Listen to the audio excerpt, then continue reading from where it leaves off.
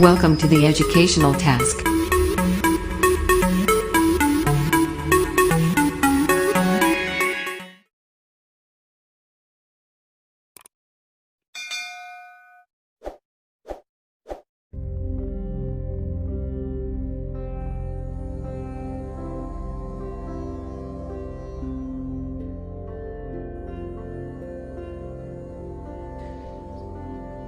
समय था 563 ईसा पूर्व। दिन था वैशाख पूर्णिमा का।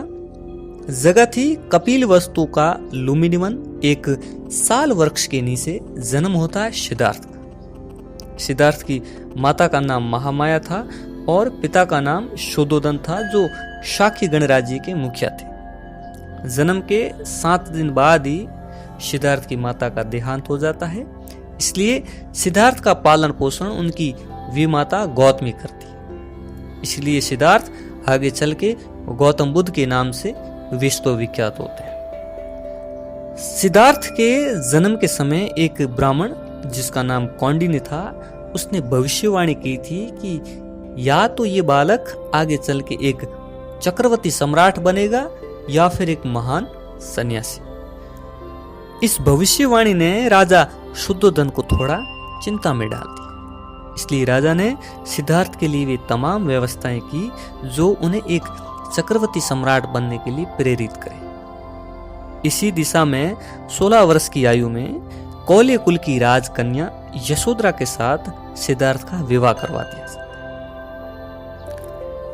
इन तमाम प्रयासों के बावजूद भी सिद्धार्थ हमेशा एकांत में ध्यान अवस्था में बैठे रहते थे और वे साल वृक्ष के नीचे ध्यान अवस्था में मग्न रहते थे। 28 वर्ष की अवस्था में गौतम बुद्ध को एक पुत्र रत्न की प्राप्ति होती है। जब उन्हें ये खबर सुनाई गई तो अचानक ही उनके मुंह से राहु शब्द निकल आया, जिसका अर्थ होता है बंधन। इसलिए उनके पुत्र का नाम राहुल रखा गया। एक दिन सिद्धार्थ अपने सारथी छेदक के साथ नगर भ्रमण के लिए जाते हैं, जहां पे कुछ घटनाएं घटित होती है जो सिद्धार्थ के मन पे बेहद ही विचलित करने वाली थी।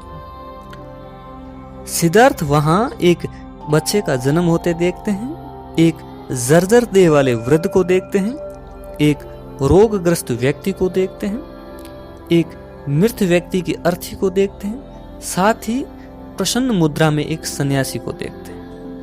ये घटनाएं सिद्धार्थ के जीवन पे बेहद ही महत्वपूर्ण साबित होने वाली थी और उनके मन पे बेहद असर करने वाली थी। यहाँ से सिद्धार्थ जब अपने घर वापस जाते हैं तो अपने महल में जो दासियां थी उनको अस्त व्यस्त अवस्था में देखते हैं और ये अपवित्रता देख के उनका मन बेहद विचलित हो जाता है।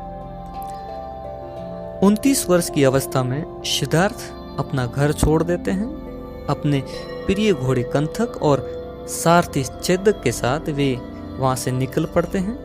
अमोना नदी के तट पे अपना सिर मुंडवाते हैं और भिक्षुओं के वस्त्र ग्रहण करके संन्यास ग्रहण कर लेते हैं। बौद्ध ग्रंथों में ये घटना महाभिनिष्क्रमण के नाम से जानी जाती है, जिसका अर्थ होता है महज सत्य की खोज के लिए प्रयाण।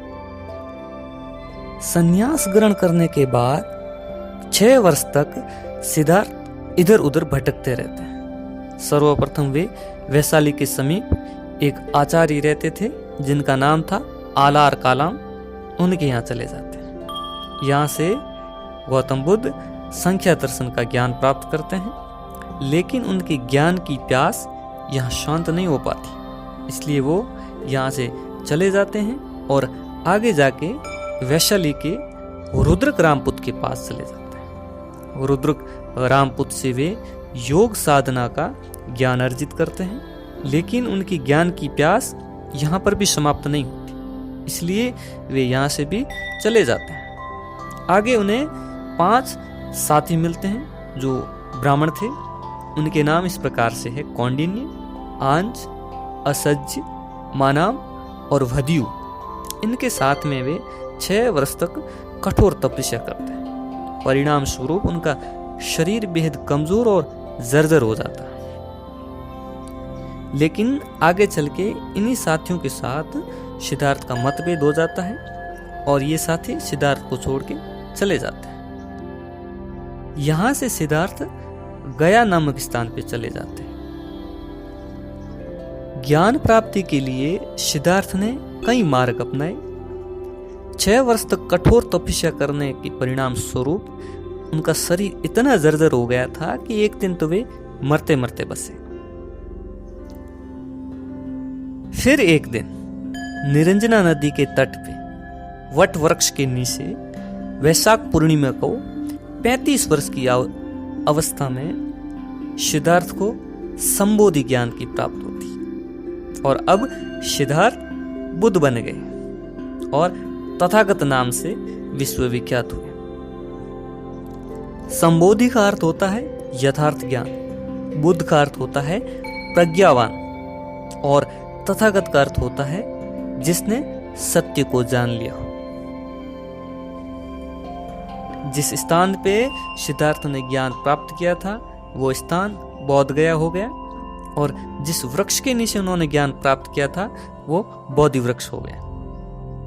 इस बोधि वृक्ष को बाद में गौड़ का एक शासक था जिसका नाम था शशांक, उसने काट के गंगा नदी में फेंकवा दिया था। ज्ञान प्राप्त करने के बाद गौतम बुद्ध सबसे पहले अपने उन 5 साथियों के पास में जाते हैं और उन्हें उपदेश देते हैं। बौद्ध धर्म में ये घटना धर्म चक्र परिवर्तन के नाम से जानी जाती। लेकिन कहीं कहीं ये भी उल्लेख मिलता है कि गौतम बुद्ध ने सबसे पहले ज्ञान 2 बंजारों को दिया था जिनका नाम तपक्षु और मलिक था।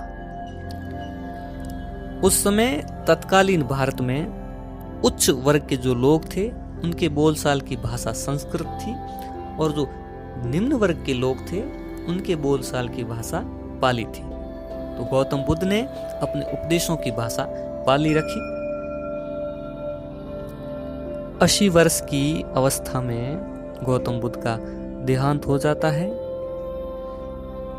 इस प्रकार 45 वर्ष तक गौतम बुद्ध अपने धर्म का प्रचार प्रसार करते रहते हैं और 80 वर्ष की अवस्था में चंद कुमार पुत्र के अम्बवन में उनका।